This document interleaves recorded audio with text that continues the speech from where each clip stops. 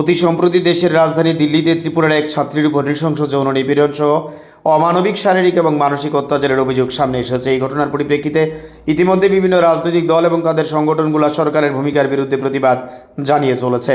একই রকমভাবে ত্রিপুরা প্রদেশ মহিলা কংগ্রেসের উদ্যোগে আজ কংগ্রেস ভবনের সামনে সংশ্লিষ্ট ঘটনা সহ গোটা দেশ জুড়ে ক্রমবর্ধমান গতিতে নারী নির্যাতন সহ মহিলা সংক্রান্ত অপরাধের পরিপ্রেক্ষিতে বিক্ষোভ কর্মসূচি সংগঠিত হয়। এই বিক্ষোভ কর্মসূচির অংশ হিসেবে দেশের স্বরাষ্ট্রমন্ত্রী অমিত শাহের কুশপুত্তলিকা পুড়িয়ে দেওয়া হয়েছে। সংশ্লিষ্ট কর্মসূচিতে উপস্থিত থেকে ত্রিপুরা প্রদেশ মহিলা কংগ্রেসের সভানেত্রী সর্বাণী ঘোষ দাবি করেছেন, গোটা দেশ জুড়ে এই সময়ের মধ্যে নারীরা নিরাপত্তাহীনতায় ভুগছেন। দেশের সরকার এবং ত্রিপুরা সরকারকে নিশানা করে শ্রীমতী ঘোষ দাবি করেছেন, নারী নির্যাতন রোধ করার ক্ষেত্রে প্রয়োজনীয় ব্যবস্থা গ্রহণ করা না হলে আগামী দিনে প্রদেশ মহিলা কংগ্রেস বৃহত্তর কর্মসূচি সংগঠিত করবে। Bureau report, Tripura news Bangla. আপনারা অবগত আছেন যে সারা দেশে যেভাবে একের পর এক মহিলাদের উপর যৌন নির্যাতন, গণধর্ষণ, ধর্ষণ এবং হত্যালীলা সংগঠিত হচ্ছে, সেটা আমাদের ভাবতেও আমরা শিহরে উঠি।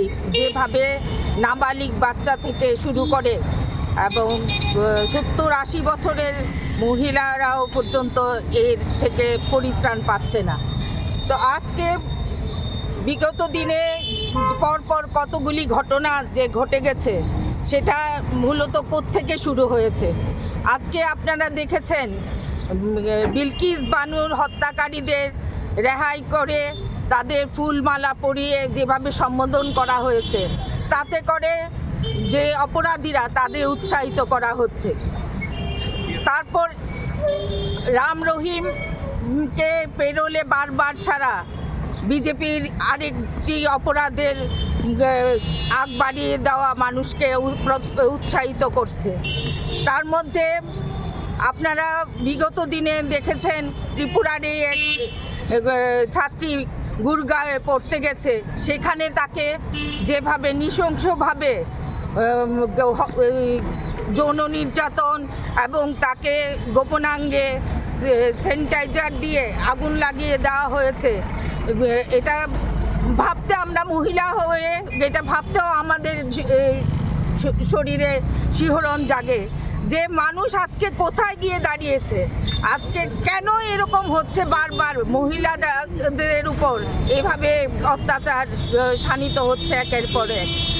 আপনারা এর মধ্যে আমাদের পার্শ্ববর্তী রাজ্য আসামের শিলচরে তার বাগদত্তাকে নিয়ে তারা গাড়িতে যাচ্ছে শিলচরের বাইপাস শহর দিয়ে। সেখানে গাড়ি থামানোর পর তারা সেখানে গল্পরত ছিল।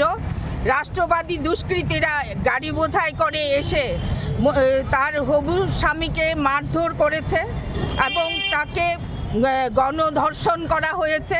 3 দিন পর ও হাসপাতালে যাওয়ার 3 দিন পর ওর হুঁশ এসছে, জ্ঞান ফিরেছে। তখন তাকে এফআইআর করার পর আমরা তখন জানতে পেরেছি কেন এরকম বারবার হচ্ছে এবং কার রাজ্যে হচ্ছে।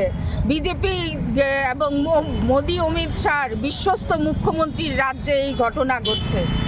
দিল্লিতে একের পর এক ঘটনা ঘটেছে। আপনারা দেখেছেন তাদের এমপি বিভূষণ শরণকে যেভাবে তারা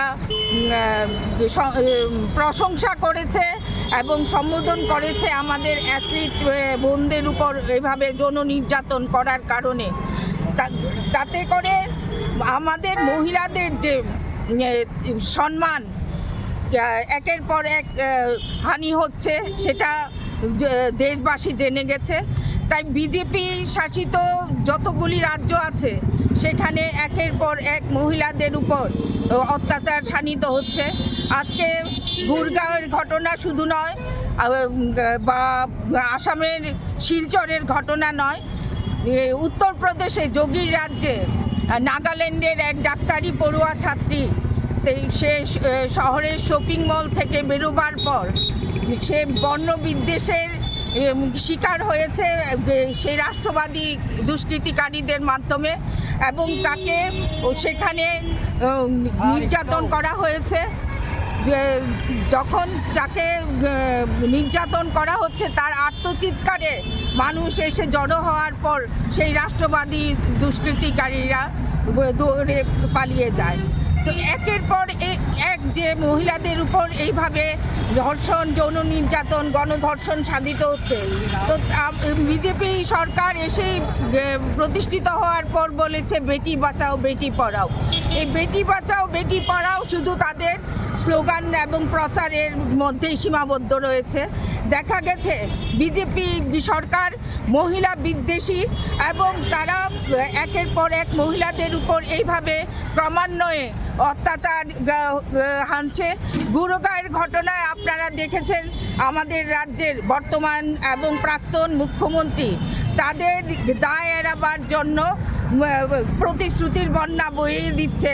আমাদের রাজ্যের প্রাক্তন কেন্দ্রীয় মন্ত্রী বলছেন তাদের দায় এড়াবার জন্য এনকাউন্টার করে দেওয়ার কথা, কিন্তু আপনারা যেভাবে প্রশাসনকে কাজে লাগিয়ে উন্নয়ন কপিল সিং সেঙ্গারকে যেখানে সে 15 লাখ টাকা দিয়ে তার অপরাধ মুক্ত হয়ে বেরিয়ে আসার জন্য আপনারা পথ তৈরি করে দিয়েছেন, আমি তার জন্য ধন্যবাদ জানাবো সর্বোচ্চ আদালতকে যে আমাদের মহিলাদের এবং দেশবাসীর পাশে সর্বোচ্চ আদালত যেভাবে রুখে দাঁড়াচ্ছেন, যে কপিল সিং সেঙ্গারকে আবার জেলে পুরানোর জন্য ওরা বলেছে, তার জন্য সর্বোচ্চ আদালতকে ত্রিপুরা প্রদেশ মহিলা কংগ্রেসের তরফ থেকে ধন্যবাদ জানাই। এবং একের পর এক এই যে ঘটনা ঘটছে, আমাদের রাজ্যের স্বরাষ্ট্রমন্ত্রী হচ্ছে মাননীয় মুখ্যমন্ত্রী, আর কেন্দ্রের স্বরাষ্ট্রমন্ত্রী হচ্ছেন অমিত শাহ।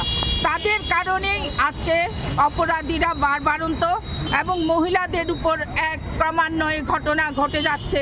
সেই ঘটনার তীব্র নিন্দা এবং প্রতিবাদ জানাই। তার জন্য অবিলম্বে স্বরাষ্ট্রমন্ত্রী অমিত শাহকে ইস্তফা দিতে হবে, নয়তো আমরা ত্রিপুরা প্রদেশ মহিলা কংগ্রেস এই আন্দোলনকে বৃহত্তর পর্যায়ে নিয়ে যাব এবং যতদিন না আমাদের দাবি মানছে ততদিন আমরা এই আন্দোলন জারি রাখব।